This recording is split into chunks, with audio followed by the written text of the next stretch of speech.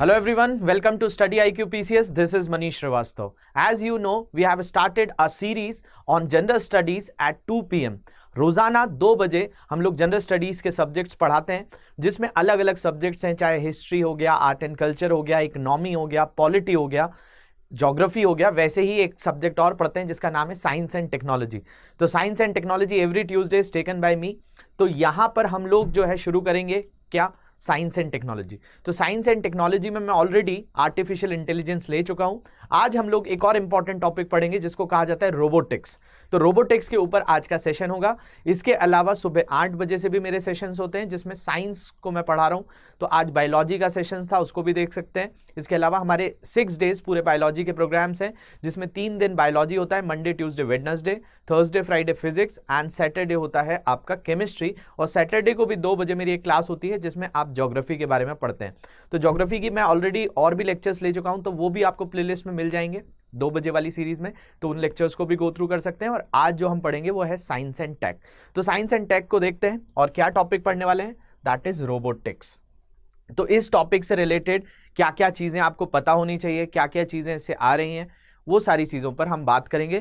तो आज हमारा पूरा का पूरा डिस्कशन होगा रोबोटिक्स पे। रोबोटिक्स क्या होता है, रोबोटिक्स की क्या ब्रांचेस हैं, एकदम बेसिक से हम इसको समझेंगे और इससे जुड़े हुए क्या लॉज हैं उनको भी बात करेंगे। तो सारी चीज़ें शुरू करते हैं। तो सबसे पहली चीज़ जो आपके दिमाग में आती है कि भाई रोबोटिक्स है क्या। तो रोबोटिक्स क्या है, एक तरीके से एक डिजाइनिंग है, मैन्युफैक्चरिंग है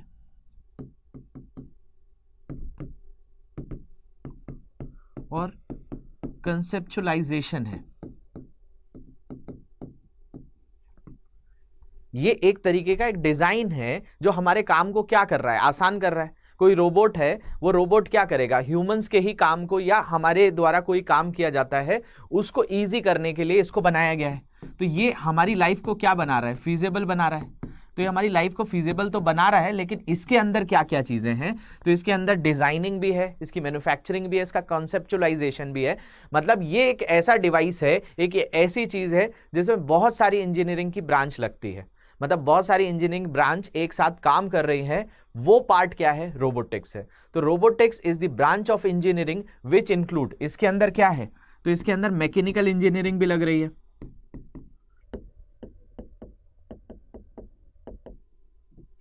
इसके अंदर इलेक्ट्रिकल इंजीनियरिंग भी लग रही है,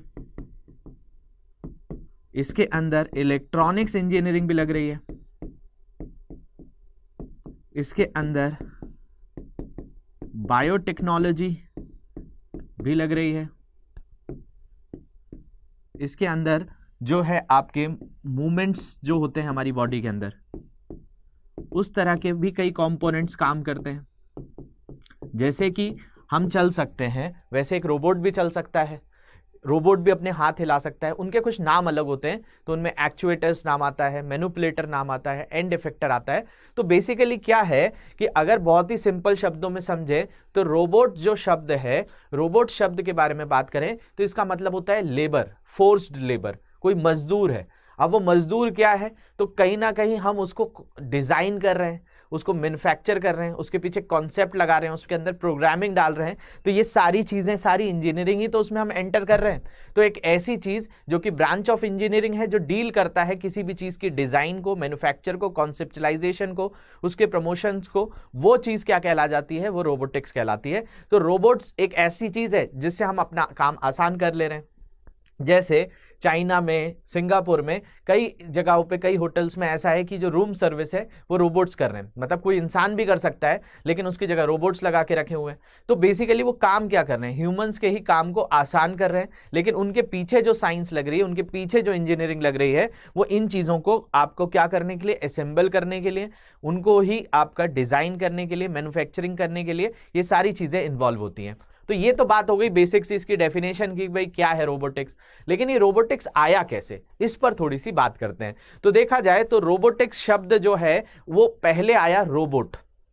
तो इसका यूज कहां किया गया था, तो इस शब्द का जो सबसे पहले यूज है वो बताया जाता है 1920 में एक प्ले हुआ था, एक नाटक हुआ था जिसको RUR कहा जाता है। वहां सबसे पहले इस शब्द का उपयोग किया गया था। RUR की अगर हम बात करें तो कौन सा ईयर था? 1920 में एक प्ले था, एक नाटक था, एक प्ले हुआ था। इस प्ले किसका प्ले था? तो इनका नाम है कैरल कैपेक। कैरल कैपेक नाम के जो व्यक्ति थे, इन्होंने क्या करवाया था? एक प्ले लिखा था और उस प्ले का नाम क्या था? RUR, Rossum's Universal Robots. Rossum's Universal Robots. तो सबसे पहली बार जो रोबोट शब्द का इस्तेमाल किया गया वो किस प्ले में किया गया? RUR, Rossum's Universal Robot. किसके द्वारा किया गया? कैरल कैपेक के द्वारा किया गया। तो ये 1920 में एक प्ले हुआ था जिसका नाम क्या है? RUR, और उसमें क्या यूज किया जा रहा है? वर्ड रोबोट्स का। तो सबसे पहले रोबोट शब्द कब आ गया? 1920 में आया। 1920 में फर्स्ट टाइम इस वर्ड को यूज किया गया। इसके बाद इसी से एक वर्ड और बना जिसको कहा जाता है रोबोटिक्स। तो ये रोबोटिक्स वर्ड कहां से आया है? तो बेसिकली आपको इतनी बात तो समझ में आ गई कि भाई रोबोट्स क्या हो गए। तो रोबोट हमने बात करी कि भाई इस वर्ड को हम 1920 में एक प्ले में देख रहे हैं। क्या प्ले है? रॉसम यूनिवर्सल रोबोट्स। किसका है? कैरल कैपेक का है। और इसका मतलब क्या है? तो फोर्स्ड लेबर, एक मजदूर है जो हमारे काम को कर रहा है। तो बेसिकली ये वर्ड तो रोबोट था, लेकिन इसी से एक वर्ड बन गया रोबोटिक्स। और रोबोटिक्स किसने यूज किया? तो रोबोटिक्स जो यूज किया वो किया आइजैक एसिमोव ने। एसिमोव को बहुत सारी चीजों के लिए क्रेडिट दिया जाता है। 1940 में 1940 में उन्होंने एक नोवेल लिखी थी। उस नोवेल में इस शब्द को यूज किया था। एक्सीडेंटली वो रोबोट की जगह रोबोटिक्स लिख दिया गया। और जहां पर हम रोबोट्स की स्टडी करने लगते हैं, आज की डेट में हम रोबोटिक्स पूछा जाए आपसे कि रोबोटिक्स क्या है, तो robotics is the study of robots. आज आप ये बोलेंगे कि जहां हम किसकी स्टडी करने लगे, हम जो है रोबोट्स की स्टडी करने लगे, वो रोबोटिक्स है। लेकिन रोबोटिक्स शब्द किसने एक्सीडेंटली यूज किया? तो एसिमोव ने किया। तो ये देखिए, ये कौन है? तो इनका नाम है आइजैक एसिमोव। आइजैक एसिमोव ने 1940 में एक नोवेल लिखी थी जिसका नाम क्या था? लायर। लायर नाम की नोवेल में इन्होंने एक्सीडेंटली किस शब्द का उपयोग कर लिया था? तो एक्सीडेंटली इन्होंने यूज किया है वर्ड क्या? रोबोटिक्स। तो भाई एक प्ले हुआ था कैरल कैपेक का, उसमें फर्स्ट टाइम रोबोट शब्द आया। और रोबोटिक शब्द कब आ गया? तो एक्सीडेंटली रोबोटिक शब्द यूज किया है आइजैक एसिमोव ने। एसिमोव ने रोबोटिक्स के ऊपर कई तरह के लॉ भी दिए हैं, उसको 2 मिनट बाद हम पढ़ेंगे। उससे पहले जो रोबोट बनाने की बात थी वो कहां से चालू हुई? तो बेसिकली इन लोगों ने तो जो है एक तरीके से नोमेनक्लेचर दिया या वर्ड दिए या वर्ड कॉइन किए।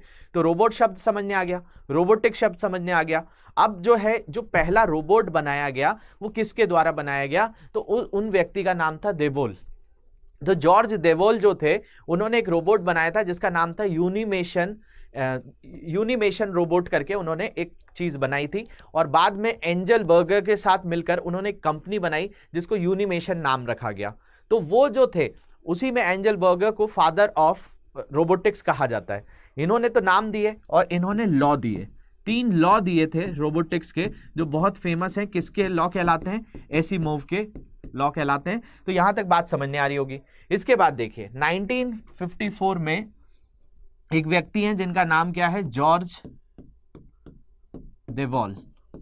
और जॉर्ज देवोल ने एक इंडस्ट्रियल रोबोट बनाया था, उद्योग में यूज करने वाला रोबोट बनाया। तो सबसे पहला इंडस्ट्रियल रोबोट किसने बनाया?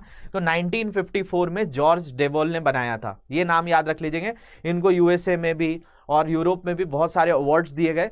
तो रोबोटिक्स के अंदर जो सबसे पहला रोबोट है वो किसके नाम पर है? जॉर्ज देवोल के नाम पर है। क्या नाम था उसका? Universal automation. यूनिवर्सल ऑटोमेशन जो था वो पहला जो है इंडस्ट्रियल रोबोट है। फर्स्ट इंडस्ट्रियल रोबोट किसने बना दिया? तो जॉर्ज देवोल ने। तो बात समझ में आ रही है। सबसे पहले किसका नाम पढ़ा हमने? सबसे पहली बात जो करी हमने वो करी किसकी, कैरल कैपेक की। कैरल कैपेक ने रोबोट शब्द दिया, रोबोटिक शब्द आइजैक एसिमोव ने लायर में दिया, RUR प्ले में कैरल कैपेक ने यूज किया था, जो कि क्या था, रॉसम यूनिवर्सल रोबोट्स। लेकिन जो सबसे पहला इंडस्ट्रियल रोबोट बनाया वो किसने बनाया, जॉर्ज डेवॉल ने बनाया। कब बनाया, 1954 में बनाया।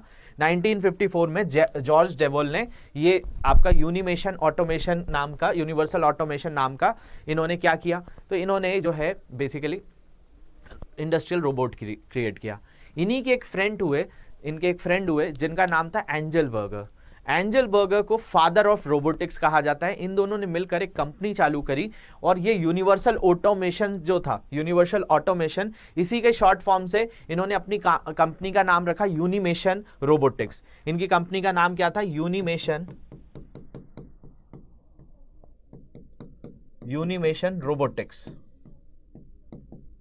तो कंफ्यूज नहीं होना है। सबसे पहले कौन, तो कैरल कैपेक। कैरल कैपेक के बाद आइजैक एसिमोव की बात करी, तो पहला शब्द रोबोट, रोबोट के बाद रोबोटिक्स आइजैक एसिमोव। फिर हमने जॉर्ज डेवॉल की बात करी, 1954 में एक इंडस्ट्रियल रोबोट बनाया जिसका नाम क्या था, यूनिवर्सल ऑटोमेशन। यूनिवर्सल ऑटोमेशन किसके साथ मिले, एक एंजल बर्गर करके व्यक्ति थे जिनको फादर ऑफ रोबोटिक्स कहा जाता है। इन दोनों ने मिलकर एक कंपनी शुरुआत करी और यूनिवर्सल ऑटोमेशन का शॉर्ट फॉर्म क्या रख दिया गया, यूनिमेशन रोबोटिक्स रख दिया गया। किसके साथ मिलकर, एंजल बर्गर के साथ मिलकर। तो ये जो है जोसेफ एंजल बर्गर जो है, इनको ही क्या कहा जाता है, फादर ऑफ रोबोटिक्स। इन्होंने रोबोटिक्स के अंदर बहुत सारे डेवलपमेंट करे।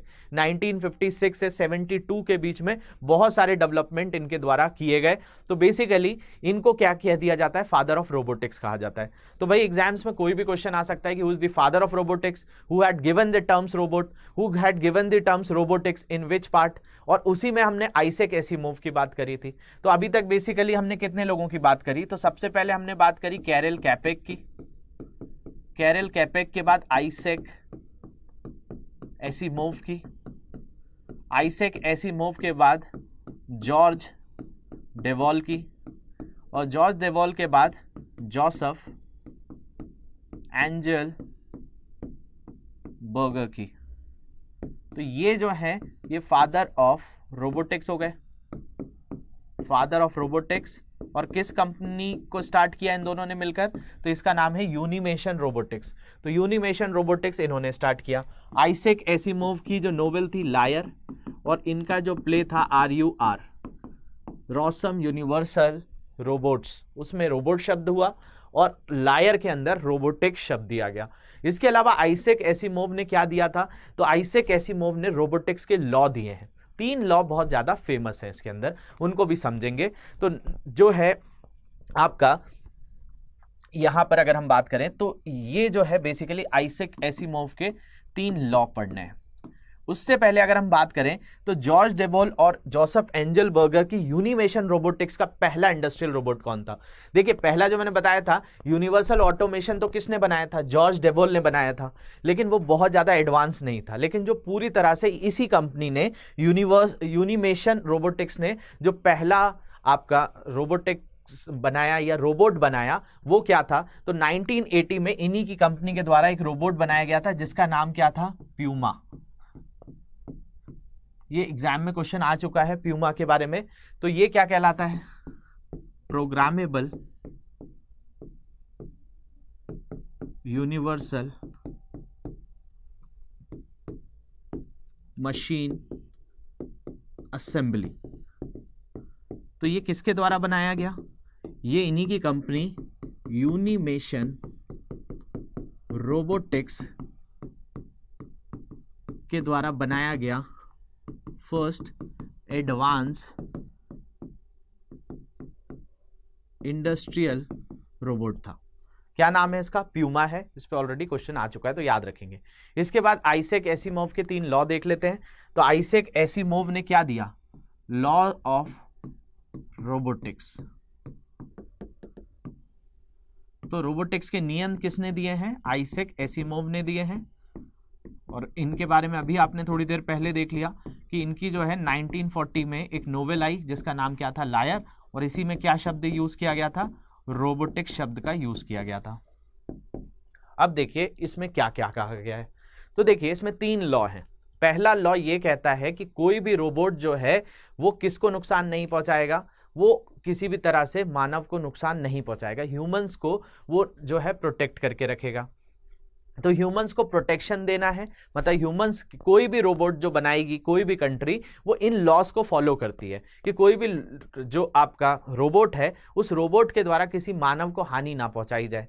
तो जो पहला, इसके 3 लॉ हैं, देख लेते हैं। तो पहला लॉ जो है आपको दिख रहा है कि इट विल नॉट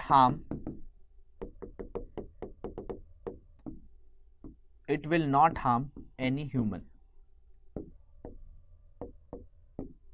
ये क्या करेगा, ये किसी भी मानव को नुकसान नहीं पहुंचाएगा। सबसे पहला लॉ यही कहता है कि ये किसी के भी ह्यूमंस को नुकसान नहीं पहुंचाएगा। मतलब कोई रोबोट है और उस रोबोट से आपको किसी भी तरह से दिक्कत हो रही है या तकलीफ हो रही है, तो पहला लॉ कहता है कि रोबोट का काम सबसे पहला है कि वो ह्यूमंस को नुकसान नहीं पहुंचा सकता।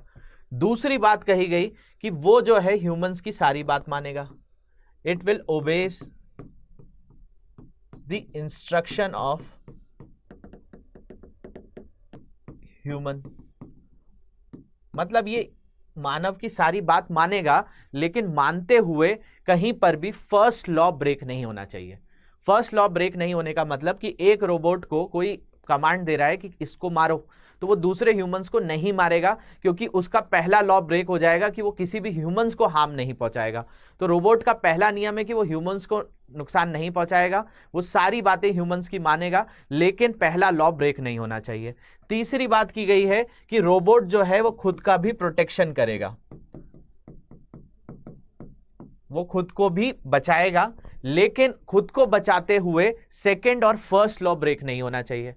सेकंड और फर्स्ट लॉ ब्रेक नहीं होने का मतलब क्या है कि अगर कोई रोबोट किसी बिल्डिंग में है और उस बिल्डिंग में आग लग गई है, तो बेसिकली उस बिल्डिंग से अगर एक ही व्यक्ति बाहर आ सकता है तो पहले वो ह्यूमन को आने देगा, वो खुद का प्रोटेक्शन नहीं करेगा, क्योंकि बेसिकली किसी भी तरह से ह्यूमंस को नुकसान नहीं पहुंचना चाहिए। तो पहला लॉ कहता है कि ह्यूमंस को नुकसान नहीं होना चाहिए। दूसरा कि वो सारे इंस्ट्रक्शंस मानेगा, लेकिन सारे इंस्ट्रक्शंस को मानते हुए कहीं फर्स्ट लॉ ब्रेक नहीं होना चाहिए। और थर्ड में है कि वो अपना प्रोटेक्शन करने की उसके पास पूरी की पूरी जो है छूट है, पूरा का पूरा उसके पास मौका है, लेकिन वो अपनी रक्षा करते हुए किसी मानव को नुकसान ना पहुंचाए, या मतलब अगर वो मर रहा है तो वो मर जाए, लेकिन वो मानव को बचाए, वो ह्यूमंस को बचाए। और थर्ड लॉ को फॉलो करते समय वो अपना प्रोटेक्शन तो करे, लेकिन सेकंड और फर्स्ट लॉ कहीं पे ब्रेक नहीं होना चाहिए। तो ये लॉज दिए थे किसने, आइजैक एसिमोव ने।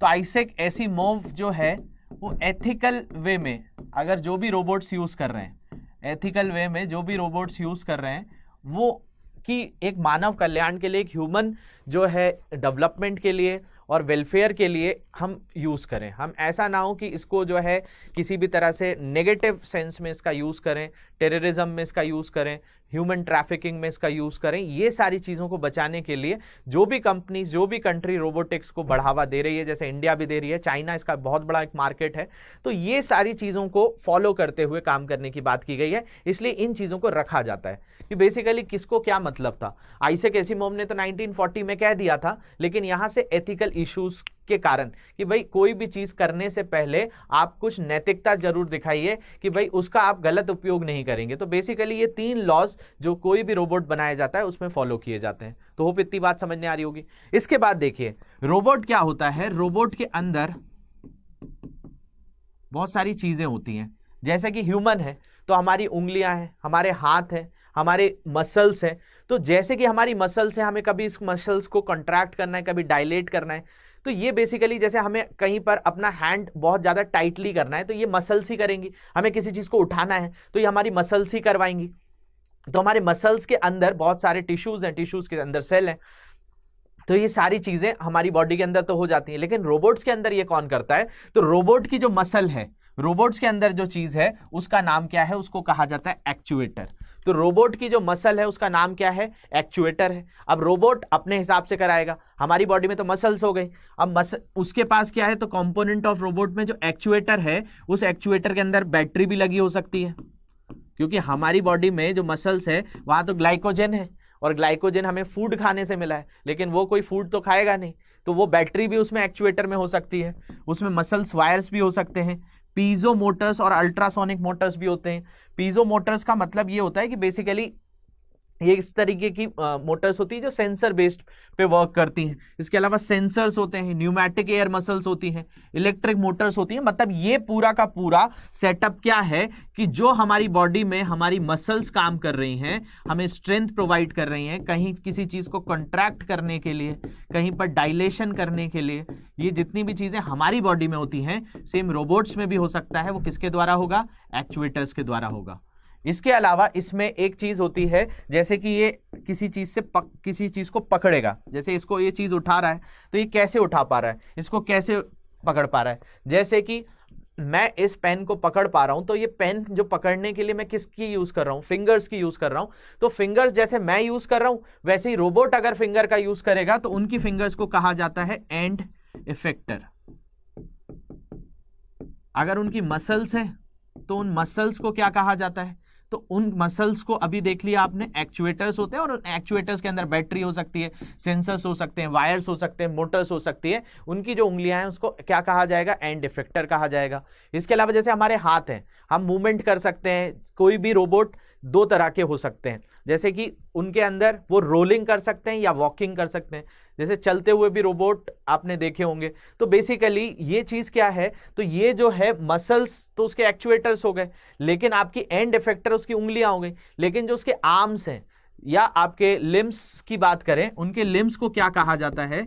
तो उनके लिम्स जो हाथ और पैर हैं उनको कहा जाता है मैनिपुलेटर। मैनिपुलेटर। अब उनको चलाने के लिए तो कई तरह के सॉफ्टवेयर भी काम कर रहे हैं, हार्डवेयर भी काम कर रहे हैं, तो वो पूरे के पूरे ऑपरेटेड होते हैं किसी सीपीयू से। लेकिन बेसिकली ये कंपोनेंट्स बहुत इंपॉर्टेंट है, तो इनके नाम जरूर याद रख लीजिए कि मैनिपुलेटर क्या है, एंड इफेक्टर क्या है, एक्चुएटर क्या है। तो उस तरीके से चीजें आपको समझने आएंगी। तो ये जो है बेसिकली अगर हम बात करें तो ये क्या हो गई? ये इस चीज को उठा सकता है। तो यहां पर जो पकड़ने वाली चीज हो गई, वो पकड़ने वाली चीज को हमने क्या कह दिया? एंड इफेक्टर कह दिया। और ये जो बेसिकली इसके आर्म्स है, इन्हीं को क्या कह दिया? मैनिपुलेटर। और इसके अंदर जो वायरिंग वगैरह हुई है, बैटरी वगैरह जो है, उसको कह दिया जाता है क्या? एक्चुएटर्स। तो वो क्या होंगे? एक्चुएटर्स हो जाएंगे। तो बेसिकली ये पार्ट हो गए रोबोट्स के। इसके अलावा रोबोट्स के अंदर टाइप्स कितने होते हैं? तो अलग अलग तरह के टाइप्स हो सकते हैं। एक टाइप हो सकता है, ये सारी चीजें टाइप्स के अंदर देखते हैं हम कि भाई रोबोट्स के कौन कौन से टाइप्स हैं। तो एक टाइप होता है जिसको क्या कहा जाता है? Mobile robots. मोबाइल रोबोट्स का मतलब वो एक जगह से दूसरी जगह जा सकते हैं। मोबाइल का मतलब मूवमेंट जो इनके अंदर होता है। तो इसमें भी दो तरह के रोबोट होते हैं। एक हो सकता है रोलिंग, जैसे ये रोल करता हुआ बढ़ेगा, और ये कैसा है? वॉकिंग। तो मोबाइल के अंदर भी दो पार्ट्स हैं, एक रोलिंग और एक वॉकिंग। इसके अलावा इंडस्ट्रियल रोबोट्स हो सकते हैं जो प्री प्रोग्राम्ड होंगे। प्री प्रोग्राम्ड मतलब इसमें एक प्रोग्रामिंग करी हुई है कि भाई कोई कार है, उस कार की डोर पर इस तरह का पेंट करना है, तो उसमें प्री प्रोग्रामिंग कर दी। वो कार आई, उसने उतना पेंट किया, फिर वो दूसरी कार आगे बढ़ गई। या किसी चीज पर आपको प्रिंटिंग करनी है तो उसमें आपने लगा दिया इंडस्ट्रियल रोबोट्स में प्री प्रोग्राम्ड। या किसी चीज की पैकिंग करनी है तो वो आपका कैसा रोबोट हो गया? प्री प्रोग्राम्ड रोबोट हो गया या इंडस्ट्रियल रोबोट हो गया। इसके अलावा ऑटोनॉमस रोबोट जो है, ऑटोनॉमस रोबोट में भी पहले से प्रोग्रामिंग की जाती है और उसके हिसाब से जो भी चीजें होंगी वो अपने लेवल पे सेटल कर लेगा। इसके अलावा रिमोट कंट्रोल रोबोट्स, ये रिमोट कंट्रोल्स या टेली ऑपरेटेड रोबोट्स जो होते हैं, ये बेसिकली जैसे ड्रोन उड़ा रहा है कोई, या किसी भी अनमैन्ड व्हीकल को कोई चला रहा है, तो उसको कहा जाएगा रिमोट कंट्रोल्ड। जैसे आजकल रिमोट कंट्रोल्ड सर्जरीज होने लगी हैं, जैसे आपको रोबोटिक सर्जरी सुनी हो आपने, तो यूएसए में बहुत सारी सर्जरीज हो रही हैं। जैसे किसी की आंख में कैटरैक्ट है, तो डॉक्टर जब देखेगा तो उसका एक लेवल रहेगा कि वो कितना कैटरैक्ट को देख पा रहा है। लेकिन रोबोट्स के थ्रू जो है वो कैमरा वहां पे रहेगा, और कैमरे को जो है, कैमरा पूरा का पूरा एक रोबोट वहां पर रखा होगा जिसकी आंखों में कैमरे लगे होंगे, और उससे डॉक्टर देख रहा होगा। और वो डॉक्टर आसानी से जूम कर सकता है, उसके एरर्स को देख सकता है, जितने पार्ट को ही हटाना है या जिस पार्ट में डिफेक्ट है उसको आसानी से रिकग्नाइज कर सकता है। तो वो इस तरह की सर्जरीज अब धीरे धीरे और बढ़ने लगेंगी। तो हेल्थ फील्ड में, साइंस फील्ड में नैनो रोबोट्स का यूज़ किया जाने लगा है। बेसिकली आप एग्रीकल्चर में भी इसको यूज़ कर सकते हैं, आप इंडस्ट्रीज़ में इसको यूज़ कर पा रहे हैं, धीरे धीरे इनको इंस्टीट्यूट्स वगैरह में भी यूज़ किया जाने लगेगा, बैंक्स में यूज़ किया जाने लगा है। तो बेसिकली रिमोट कंट्रोल रोबोट्स हैं। इसके अलावा ऑटोमेशन रोबोट्स जो हैं ये ऑटोमेटिक काम करते रहते हैं। ये इंडस्ट्रीज़ में बहुत ज़्यादा यूज़ किए जाते हैं कि भाई इनको कोई स्पेशल टास्क है या कोई पर्टिकुलर टास्क है कि किसी जगह पर मान लिया जाए कि आपका कोई डोर बन रहा है, कोई दरवाजे बनाने की फैक्ट्री है, उस दरवाजे बनाने में जो है चारों कोने पर कोई ना कोई एक कील ठोकनी है मान लिया जाए, तो वो बेसिकली एक व्यक्ति करेगा, उसकी जगह एक रोबोट को लगा दिया है, वो चारों जगह जो है एकदम स्पेसिफिकली उस पर काम करने लगेगा। एक्यूरेसी भी ज़्यादा होगी, जल्दी भी काम करेगा, थकेगा भी नहीं रोबोट। इसके बाद ऑगमेंटिंग रोबोट। ऑगमेंटिंग रोबोट क्या करता है? ऑगमेंटेशन का मतलब ये है कि आपके काम को और ज़्यादा इन्हेंस कर देना। आपके काम को और ज़्यादा इन्हेंस कर देने का मतलब क्या है कि बेसिकली आप कर सकते हैं, जैसे कि ये प्रोस्थेटिक की बात करें, जैसे कई लोगों को आपने देखा होगा कि उनके पाँव नहीं होते या हाथ नहीं होते, तो उनको जो है ऑगमेंटेड जो आर्म्स लगा दिए जाते हैं। तो वो क्या कर रहे हैं कि अगर वो किसी चीज़ को उठाना चाहते हैं तो पहले तो उनके हाथ नहीं थे, लेकिन अब उसको ऑगमेंटिंग रोबोट के थ्रू उनको एक सपोर्ट दे दिया तो वो किसी चीज़ को भी लिफ्ट कर सकते हैं। तो ऑगमेंटिंग क्या करते हैं कि कोई भी चीज़ का जो एक तरीके परफॉर्मेंस है उसको इन्हेंस कर देते हैं, मतलब और ज़्यादा मदद करते हैं। इसके अलावा स्वार्म रोबोट्स। स्वार्म रोबोट्स क्या है? ये कलेक्शन ऑफ रोबोट्स हैं, बहुत छोटे छोटे रोबोट्स हैं, स्मॉल रोबोट्स हैं जो मिलकर किसी काम को कर रहे हैं, तो उसको बोला जाता है स्वार्म रोबोट। इसके अलावा ह्यूमनॉइड रोबोट, जो ह्यूमन जैसे दिखते हैं, जो मानव जैसे दिखते हैं, उनको ह्यूमनॉइड रोबोट कह दिया जाता है। जैसे कि एक नाम सुना होगा आपने, व्योमित्र। ये व्योमित्र जो है इसरो के द्वारा एक ह्यूमनॉइड रोबोट्स बनाए गए हैं, जो हमारा एक मिशन है जिसका नाम है गगनयान। इस गगनयान मिशन पर कौन से रोबोट्स भेजे जाएंगे? व्योमित्र को भेजा जाएगा। तो वो कैसा रोबोट है? ह्यूमनॉइड रोबोट है, जो ह्यूमन जैसे दिखते हो उनको कह दिया जाता है ह्यूमनॉइड रोबोट। इसके अलावा माइक्रो रोबोट बहुत ही छोटे साइज के होते हैं, इनमें मतलब ये आप देख रहे हैं लीफ के ऊपर भी नहीं दिख रहे हैं, और इस तरीके से जो है आपका इंसेक्ट के साइज के बना दिए जाते हैं। तो ये भी एक टाइप है माइक्रो रोबोट का।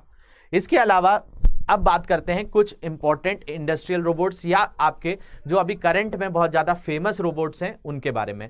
तो देखिए, सोफिया की अगर हम बात करें तो सोफिया जो है हैंसन रोबोटिक्स के द्वारा बनाया गया था, एक रोबोट हैंसन रोबोटिक्स के द्वारा। कहाँ की कंपनी है ये हैंसन रोबोटिक्स?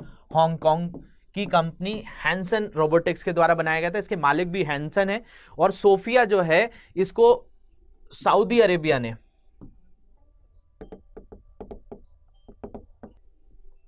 सिटीजनशिप दे दी गई है, इसको सिटीजनशिप मिल गई है हैंसन रोबोटिक्स को। और ये जो है यूएन का जो कॉन्फ्रेंस हुआ था क्लाइमेट चेंज, उसमें भी इसने स्पीच दी थी। तो ये जो है सोफिया जो है आर्टिफिशियल इंटेलिजेंट रोबोट है। रोबोट के भी अलग अलग तरह हो सकते हैं कि वो हाइब्रिड मोड पर भी हो सकती है, वो रोबोट मोड पे भी हो सकती है, वो आर्टिफिशियल इंटेलिजेंस मतलब खुद से नई नई चीज़ें सीखती जा रही है। ये आपका जो है स्पीच रिकग्नाइजेशन भी इसमें है, आप इससे बात करेंगे तो ये बात भी कर सकती है।